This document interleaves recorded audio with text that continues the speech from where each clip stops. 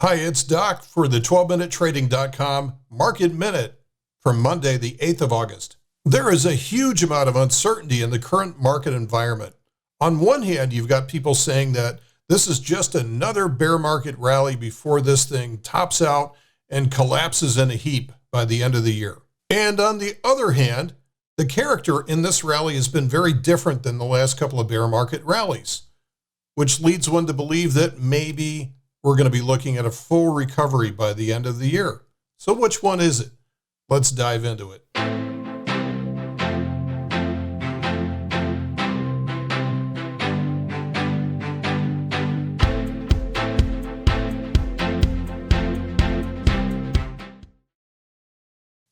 I'm going to use the S&P 500 chart to set the context for this dilemma.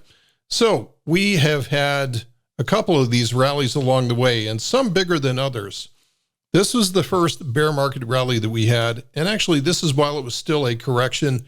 This was good for 11.5% from the bottom. So it came very quickly, very strong rally. And the whole point here is that in bear markets, this tends to lead everybody leaning in the wrong direction because they're just faked out by how strong this is. So everybody leans long. And then this becomes the torturous set of lower highs and lower lows that really creates the bear. Each rally along the way here gives the false impression that the bottom is in and that people can buy again, only to be blown out again as the price drops. It's the opposite of a short squeeze. So now we get to this rally, and this rally most recently has gone for 465 points, which is very similar to this one being 478. And this has gone for 12.5%. So very similar in terms of amplitude off the bottom. So the question really becomes, is this going to be yet another lower high setting up and leading to an even worse swing to the downside? I'll bring up 2008 just for context in a second. Or are we going to see this continue higher and perhaps even above the 200-day moving average and start to ramp into the end of the year? All right, let's go back in time to 2008, and I've got the monthly chart up here because this is really necessary so you can see the structure. But we had a very similar move to what we're seeing right now. Into this point, we were down about 20.2%, which is very similar to where we are right now. And then we rallied up about 14%. Now at this point, and this is the important point here that I want to make to you, is that everybody was convinced that it was all over at this point. Everybody was saying, hey, the bear market's over. It turned out to be just a cub market after all. It was not really a true bear market. And this is when things started to fall apart, when people started to get very, very complacent. And as you can see, the worst of the selling always happens at the very, very end, when abandon all hope, ye who enter here. It really gets bad. And so we're nowhere near the level of negativity necessary to create a bottom like this. At the same time, I don't think we have the level of complacency that we saw here during this little summer rally. So we still have a lot of negativity that's out there. There's still a lot of doubters. And frankly, there's a lot of people looking back at 2008 convinced that we are on exactly the same plane. And I've been using this model as well too, but the difference here is that I know that it's very unusual for lightning to strike in the same place and make these moves look exactly the same. I think it's very unlikely for us to unfurl in exactly the same manner as 2008. So I'm going to give you two things to watch out for in the near term. And this is probably going to be something that the window of opportunity for these signals is going to be over the next 30 days or so. First of all, at some point along the way, we are going to have a pullback. Think about this rally here, underwent a pullback and went down to maybe about 50% of this entire swing, which is very normal. Now, what happened after that? So you are going to see pullbacks during a rally. And then it did rally from here. But here's where it died, and it died to create a lower high. And this whole formation becomes a larger time frame lower high.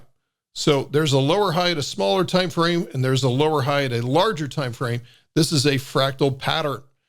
And the destruction begins right there as the price makes that new lower high. And this is where the market just fell apart. And each one of these moves was another lower high all the way down. And here's another larger time frame, lower high that's set up. So this will set up some kind of pattern similar to this. At some point, we're going to have a high and we're going to pull down to what is a higher low. And what happens after that will be the key towards what happens next.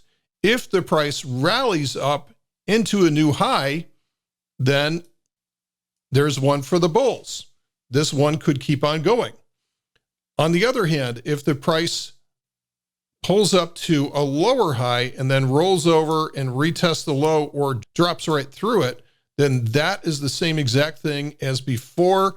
And very likely this will instigate some very strong selling. And we're probably at least going down to retest the lows, if not much worse than that. Remember, September and October are usually when we see the very worst market moves throughout the calendar year. Okay, so number one is on the next pullback, watch out for the lower high.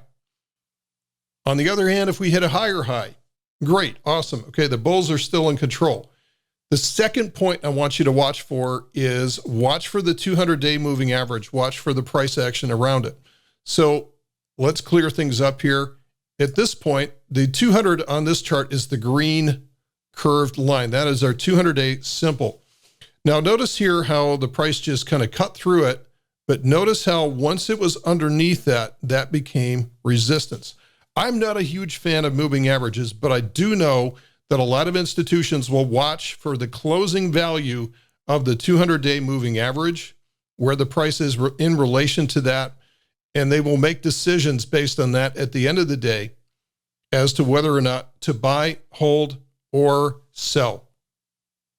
Now, notice what I'm not doing here. I'm not predicting which is going to happen because honestly, I don't know, and neither does anyone else. Nobody knows what the future holds. So there's a lot of people projecting out there based on what happened in the past. And quite honestly, it's a waste of time.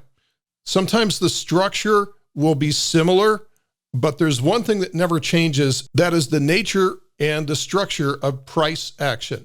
So in other words, during rallies, we are going to see pullbacks. And we're going to see the drives into new highs. And we are going to see a pullback at some point along in this rally. And we're going to see a drive off of that low at some point. Now, what happens to that drive off the low is extremely important. And this is where people fall victim to just going with the crowd. Because as long as there's a bounce, everybody is happy. But what if that bounce turns out to be a lower high? This is where they all get it wrong. All right, guys, that is it for today's Market Minute. Thanks for listening. We'll see you in the next one.